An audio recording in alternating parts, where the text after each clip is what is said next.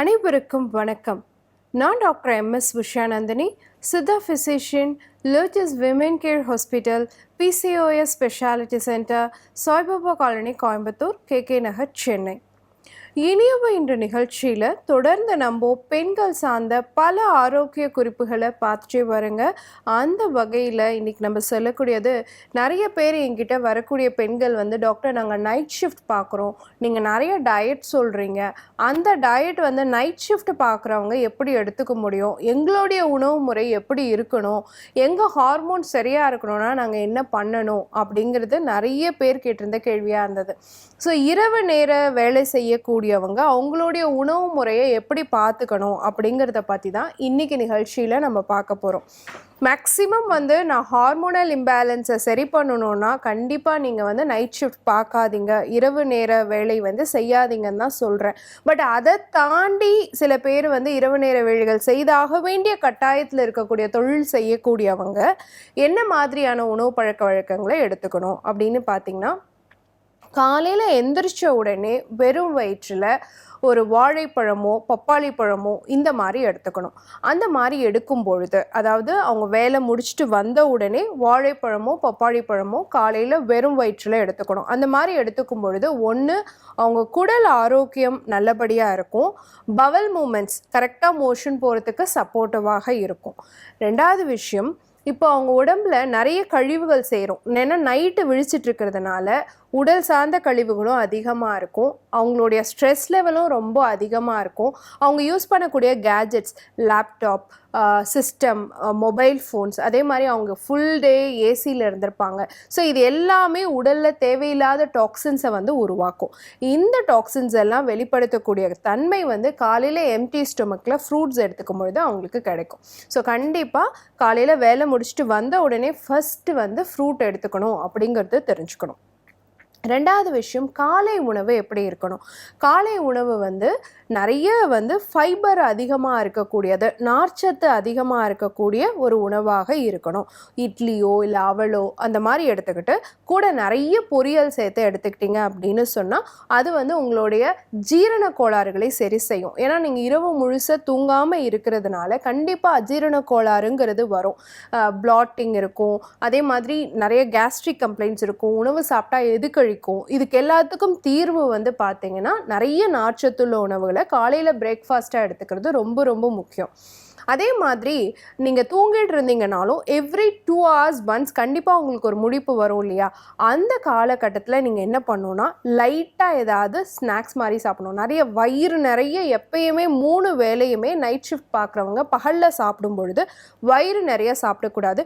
குட்டி குட்டி போர்ஷனாக பிரித்து 2 hours ஒன்ஸ் சாப்பிட்ற மாதிரி பார்த்துக்கணும். உதாரணத்துக்கு கொஞ்சம் நட்ஸு சாப்பிட்லாம், ஏதாவது வெஜிடபிள் சூப் எடுத்துக்கலாம், இல்லை தயிர் போட்டு லஸ்ஸி மாதிரி எடுத்துக்கலாம். இது எல்லாமே பார்த்தீங்க அப்படின்னு சொன்னால் உங்களுடைய குடல் ஆரோக்கியத்துக்கும் சரியாக இருக்கும், உங்களுடைய எனர்ஜி லெவலும் பேலன்ஸ்டாக சஸ்டைன்டாக இருக்க சப்போர்ட்டிவாக இருக்கும்.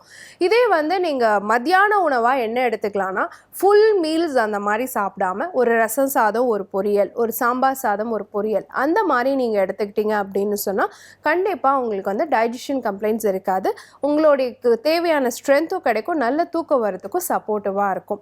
ஆனால் இரவு நேர உணவு வந்து பார்த்தீங்கன்னா கண்டிப்பாக நிறைய புரோட்டீன் இருக்கக்கூடிய ஒரு உணவாக இருக்கணும். ஏன்னா நீங்கள் இரவு ஃபுல்லாக வேலை பார்க்க போகிறீங்க, உங்களை நீங்கள் எனர்ஜெட்டிக்காக பார்த்துக்கணும் இல்லையா. அதுக்காக நீங்கள் வந்து இரவு நேரம் வந்து புரோட்டீன், அதை வந்து அசைவ புரதமாக இருக்கலாம் இல்லது சைவ புரதமாக இருக்கலாம். அசைவ புரதம்னா மீன் தொண்டு, முட்டை, இந்த மாதிரி. சைவ புரதம்னு எடுத்துக்கிட்டோன்னா நம்ம வந்து நிறைய சுண்டல் வகைகள் சேர்த்து நிறைய நீர்க்காய் சேர்த்து ஒரு உணவாக எடுத்துக்கலாம். அந்த மாதிரி எடுத்துக்கிட்டிங்கன்னா இரவு நேரம் அஜீரண கோளாறு இருக்காது, உங்களுக்கு தூக்கம் வராது, எனர்ஜெட்டிக்காகவும் உங்களால் ஒர்க் பண்ண முடியும். இப்போது நிறைய பேர் கேட்குற விஷயம், டாக்டர் நாங்கள் நைட்டு ஒர்க் பண்ணுறோம், எங்களுக்கு ஒர்க் அவுட்ஸ்க்கு டைம் இல்லை, எப்போ நாங்கள் ஒர்க் அவுட் பண்ண முடியும், ஏன்னா நைட்டு வேலை பார்க்குறோம், பகலில் தூங்குகிறோம், அப்போ எப்போ நாங்கள் ஒர்க் அவுட் பண்ணுறது அப்படின்னு கேட்டிங்கன்னா, நீங்கள் வந்து வாரத்துக்கு 3 நாள் கம்பல்சரி ஒர்க் அவுட் பண்ணணும். எப்போ பண்ணலாம்? காலையில் பிரேக்ஃபாஸ்ட் சாப்பிட்டுட்டு 2 hours கழித்து நீங்கள் ஏதாவது ஒரு half an hour 30 minutes to 45 minutes 3/4 மணி நேரம் ஒர்க் அவுட் பண்ணால் போதுமானதாக இருக்கும். அந்த மாதிரி வாரத்துக்கு நீங்கள் 3 நாள் பண்ண வேண்டியது கட்டாயம் அப்படிங்கிறத நீங்கள் தெரிஞ்சுக்கணும். அதே மாதிரி கண்ணை விழித்து நீங்கள் வேலை பார்க்கறதுனால நிறைய தண்ணி குடிக்கணும் அப்படிங்கிறதையும் தெரிஞ்சுக்கோங்க. ஏன்னா உடல் உஷ்ணம் அப்படிங்கிறது அதிகப்பட்டிருக்கும். ஸோ நம்ம இரவு நேர வேலை பார்க்கக்கூடியவங்களுக்கு எல்லாமே மந்தமாகத்தான் இருக்கும்.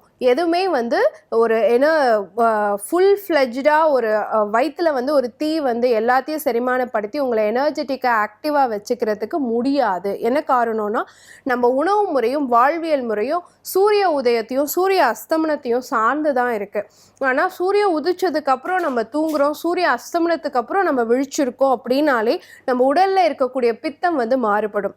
அப்படிங்கும் பொழுது கண்டிப்பாக நீங்கள் உணவு முறையில் ரொம்ப ரொம்ப கவனம் செலுத்தணும். அப்படி செலுத்தலை அப்படின்னு சொன்னால் அது ஹார்மோனல் இம்பேலன்ஸை உருவாக்கும் அப்படிங்கிறத தெரிஞ்சுக்கணும். அதே மாதிரி இப்போ ஆஃபீஸில் சாப்பிட்றோம் அப்படின்னா முடிஞ்ச வரைக்கும் இரவு நேர வேலை செய்யக்கூடியவங்க ஹோம் குக்டு ஃபுட்டாக சாப்பிடுங்க. ஆஃபீஸில் என்ன தான் உங்களுக்கு ஃபுட்ஸ் கிடைச்சா கூட அதில் நிறைய ஜங்க் ஃபுட்ஸும் சிப்ஸும் இந்த மாதிரி தான் கிடைக்குது. அந்த மாதிரி உணவுகளை கண்டிப்பாக நீங்கள் அவாய்ட் பண்ண வேண்டியது கட்டாயம்.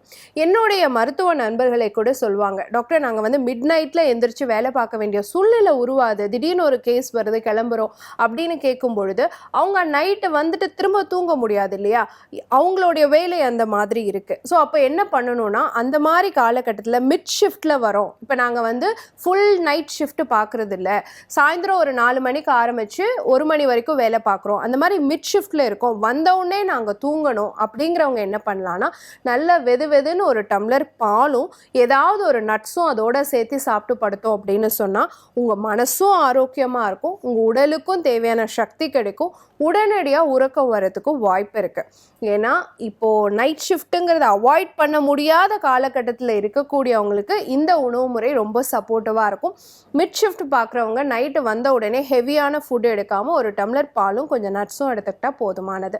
ஸோ இரவு நேர வேலை அப்படிங்கிறது தவிர்க்க முடியாத காலகட்டத்தில் இந்த உணவு முறைகளை ஃபாலோ பண்ணி பாருங்கள். உங்கள் ஹார்மோன்ஸ் கண்டிப்பாக ரெகுலராக இருக்கும், பயன்படுத்தி பாருங்கள். இதே மாதிரி இன்னொரு ஆரோக்கிய குறிப்போடு நான் உங்களை சந்திக்கிறேன். இயற்கையோடு இணைவோம், ஆரோக்கியமாக இருப்போம், ஆனந்தமாக வாழ்வோம். நன்றி, வணக்கம்.